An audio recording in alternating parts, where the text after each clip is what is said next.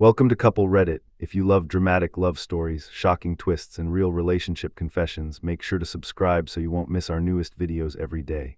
My wife said, I am keeping the house, the Lexus, and half your company. You can keep your tools. I smiled and said, keep it all. What she didn't know was that she was trying to claim assets that stopped being mine 6 months ago. Let me explain how I legally outmaneuvered someone who thought they had me cornered. I am still processing this whole thing.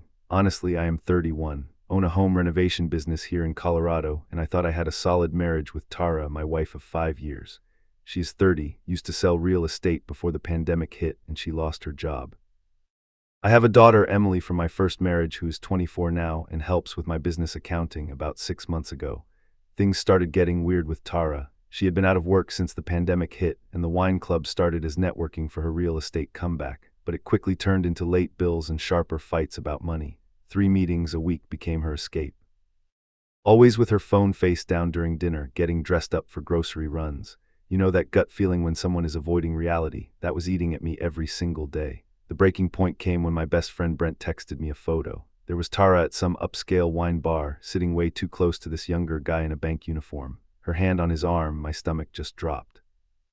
I mean, I have been divorced before, so I know the signs, but seeing it in a photograph made everything real. Instead of confronting her right away, I did something that probably saved my life. I called my mother now. My mom, Diane, is 75, but sharp as a tack. She used to work as a financial controller and still has that no-nonsense attitude about money and people. When I told her what was happening, she didn't even pause. John, she said, if you think she's planning something, then you better plan faster. That conversation changed everything. Mom connected me with Harper Lee, this family attorney who has been handling our legal stuff for years. Harper is direct, ruthless when she needs to be, and she gave me advice that probably saved my business and my sanity. If you think she will come for your assets, Harper told me, move them legally. Sell everything to your mother at fair market value. Get proper paperwork, receipts, make it all completely clean and legitimate. Over the next 2 months, while Tara was getting cozy with her banker boyfriend, I was quietly restructuring my entire financial life. I sold our house to my mother for $410,000. Real money changed hands. Everything was notarized and recorded with the county. Then I sold Tara's Lexus to Mom for $28,000. Every transaction was at fair market value, completely above board. The beautiful part, Mom immediately offered to lease the house back to me. We settled on $600 per month with a proper lease agreement, below market rate but reasonable enough to avoid any appearance of a sham transaction. I kept my work truck under my business name where it had always been. I moved all the funds to a separate account that Tara had never known about. Everything was legal, documented, and absolutely bulletproof. 6 months passed. Tara kept up her wine club routine, kept getting dressed up, kept acting like everything was normal between us. I played along, waiting to see what her next move would be. Then last week, she texted me, we need to talk, be home at 6. I walked into my own kitchen to find Tara sitting at the table with her boyfriend and some lawyer I had never seen before. The banker guy looked nervous, kept fidgeting with his coffee cup. Tara had this smug expression like she had just won the lottery. That is when she delivered her ultimatum. I am keeping the house, the Lexus, and half your company. You can keep your tools. She said it like she was doing me a favor, like I should be grateful for her generosity. I just stood there for a moment, processing the absurdity of it all. Here was my wife of 5 years, sitting with her affair partner, trying to take everything I had worked for. The funny thing is, I wasn't even angry anymore. I was almost impressed by the audacity. Keep it all, I said, grabbed my jacket and walked out. I drove straight to Harper's office. While Tara was probably celebrating her victory with her boyfriend, 3 days later, I got served with divorce papers. She's demanding the house, the car, half my business, $4,000 a month in spousal support, and she wants me to pay her legal fees too. So read it, am I crazy for thinking I handled this the right way? Part of me wonders if I should have tried to work things out, but seeing her with that guy, planning to destroy me financially, I don't know. I keep thinking about what my mom said about planning faster. Did I do the right thing by protecting myself, or am I just as manipulative as she is? The divorce papers are sitting on my kitchen table right now, and I have to respond within 30 days. Harper says we have a strong position, but I cannot shake this feeling that I am missing something. Tara seemed way too confident, like she knew something I didn't. Has anyone been through something like this? How do you deal with the guilt of strategically protecting yourself from someone you used to love? I am not sleeping well, and Emily keeps asking if I am okay. I don't even know how to answer that question anymore. Update 1. So Harper filed our response to Tara's divorce demands, and it was a thing of beauty. She laid out everything in cold legal language. The house and car are not marital assets because they were sold legally to my mother at fair market value 6 months before the divorce filing. She attached copies of the sale deeds, bank transfer records, and the lease agreement. Then she offered Tara exactly 50% of our joint checking account, which came to about $9,800. The business stays entirely mine because it was established before our marriage, and Tara never contributed labor or capital. Harper's letter was basically a masterclass in legal precision, and I could picture Tara's face when her lawyer had to explain what it all meant, but Tara didn't take it quietly. Oh no. She went full nuclear on social media, posted this long rant on Facebook about how I was hiding assets, how I had been emotionally abusive, how I was trying to leave her with nothing. She painted this picture of herself as this innocent victim whose controlling husband had secretly stolen everything from under her nose. I almost didn't respond. Harper advised against engaging, but I couldn't let that narrative stand unchallenged. So I posted one thing, links to the public county records showing the exact dates of all the property transfers. No commentary, no drama, just the facts. People could see for themselves that everything happened months before she even filed for divorce. The tide turned pretty quickly after that. People started asking questions. If I was so abusive and controlling, why didn't she notice I had sold the house? How do you not know your own car has been sold for 6 months? Some of her wine club friends started backing away from the whole thing. The best part, Tara's boyfriend, Nolan, apparently got called into a meeting with his bank's human resources department. Someone had reported that he was getting involved in private client financial matters through his relationship with Tara. He quietly resigned 2 weeks later. Turns out banks don't like their employees mixing business with pleasure, especially when it involves potential asset disputes. But Tara wasn't done escalating things. Last Monday night around 1:30 in the morning, I heard someone trying to get in through the front door. I grabbed a baseball bat and turned on the porch light, and there was Tara with a locksmith, claiming she lived there and had been locked out. I called the police immediately. When they showed up, I calmly handed the officer my lease agreement and my mother's deed to the property. Tara started screaming about how this was her home, how I had stolen it from her, how the cops needed to arrest me for theft. The officers were very professional, but you could see they weren't buying her story, madam, one of them said. According to these documents, you have no legal right to be on this property. We need you to leave now, or we will have to arrest you for trespassing. She left, but not before screaming at me that this wasn't over, that she would see me in court, that I would regret ever crossing her. The neighbors were starting to come out of their houses, and I felt terrible that they had to witness all this drama. 2 days later, I got served again. This time it was a restraining order. Tara claimed I had been harassing her, following her, making threatening phone calls. The problem with her story, I had been in Denver at a contractors' conference for the past week, and I had receipts, hotel records, conference registration, even time-stamped photos with other contractors. When we showed up to the hearing, the judge took one look at my alibi documentation and dismissed the restraining order immediately. He actually said there were material inconsistencies in Tara's petition and warned her about filing frivolous legal claims. Harper thinks Tara's lawyer is probably starting to realize his client isn't being completely honest with him. The whole thing is getting messy in ways I never expected. I thought the hard part would be dividing assets, but it turns out the emotional warfare is way more exhausting than the financial stuff.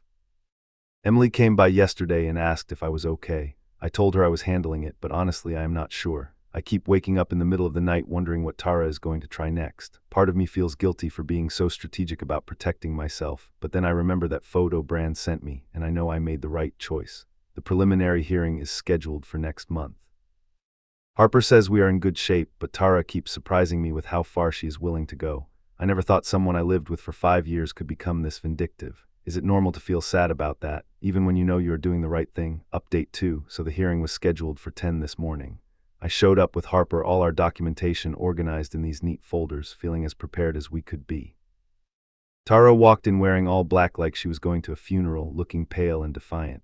Her boyfriend Nolan was nowhere to be seen, which Harper said was probably smart on his part. Judge Carter is this seasoned guy, probably in his 60s, who has clearly seen every type of divorce drama you can imagine. He had this expression like he was already tired of whatever was about to unfold in his courtroom.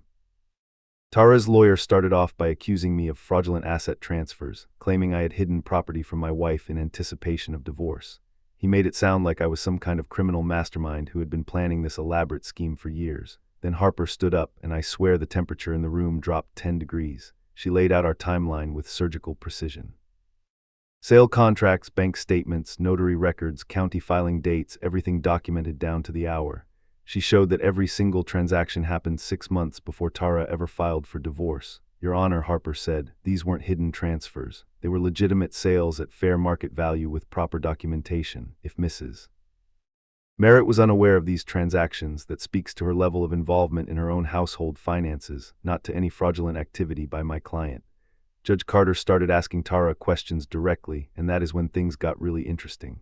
Mrs. Merritt, did you know your husband sold the family home to his mother? Tara shifted in her seat. I knew she was helping with finances sometimes. I didn't know the specific details, so you didn't review your own household's financial transactions for 6 months. I trusted John to handle those things, but you're claiming he deliberately hid these transactions from you. Well, yes, Judge Carter leaned back in his chair. Madam, you cannot have it both ways. Either you were involved in household finances and should have known about these sales, or you weren't involved and your husband had every right to make financial decisions. Which is it? Tara's lawyer tried to object, but the judge waved him off. I am trying to understand your client's position. Counselor, the whole thing went downhill for Tara from there. Harper presented evidence of the fair market valuations, showed comparable home sales in our neighborhood, demonstrated that my mother had paid full price for everything. She even had documentation showing that my business assets were clearly separate property established before the marriage. Judge Carter spent about 15 minutes reviewing all the paperwork, asking clarifying questions, making notes. I watched Tara's face change as her lawyer whispered the implications during a brief recess. The confidence murk melted into confusion, then panic. The courtroom was dead silent when we reconvened except for the sound of papers rustling. Finally, he looked up and delivered his ruling. The house and Lexus remain my mother's property since they were legitimately purchased at fair market value. My business remained solely mine as separate property. We split the joint checking account evenly as agreed. For spousal support, he awarded Tara $750 per month for exactly 1 year. Way less than the $4,000 she was demanding. Each of us pays our own legal fees, and I get to keep Brutus, our dog, since I had been his primary caretaker throughout the marriage. But the most satisfying part was what Judge Carter noted on the record at the end. He stated that the transfers appeared properly documented and executed at fair market value and declined to treat them as fraudulent conveyances. He added that the timing and documentation demonstrated clear legal compliance. Harper squeezed my arm under the table, and I had to work really hard not to smile too broadly. Tara looked like she had been hit by a truck. Her lawyer was already packing up his briefcase with this defeated expression. After we walked out, Harper told me she would rarely see a case go so smoothly in our favor.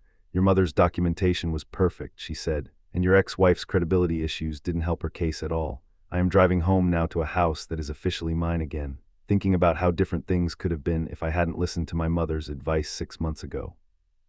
If I had tried to handle this emotionally instead of strategically, Tara probably would have taken everything.